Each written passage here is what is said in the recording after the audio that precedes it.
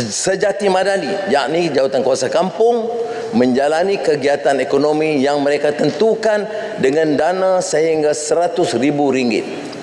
Sejak 2024, lebih 9,500 aktiviti menambah pendapatan komuniti dijalankan, termasuk umpamanya Kampung Sungai Rotan, Perak, yang menjana sehingga RM90,000 sebulan melalui projek kolam memancing.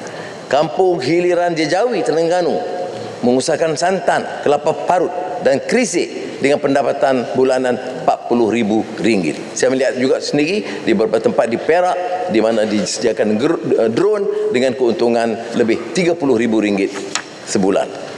Tahun depan RM1 bilion disediakan bagi memperhebat ikhtiar madani untuk rakyat. Sejati Madani diperluas untuk melibatkan anak-anak muda menambah pendapatan komuniti seperti program mesin layan diri atau di bidang pertanian, khususnya sistem pengairan baja fertigation.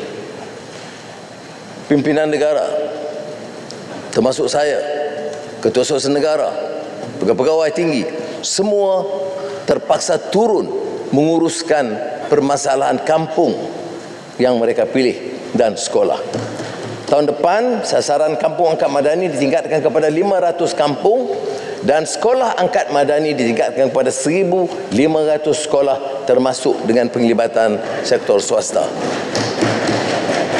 Solar madani siap dipasang.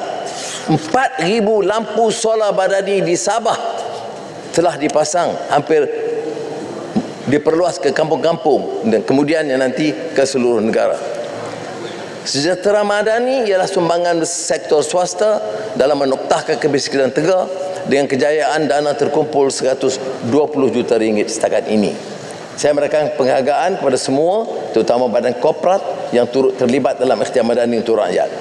Untuk itu, syarikat dan individu berpendapatan perniagaan yang menyumbang untuk program Kampung Angkat dan Sekolah Angkat Madani, Sejahtera Madani, layak diberi potongan cukai pendapatan.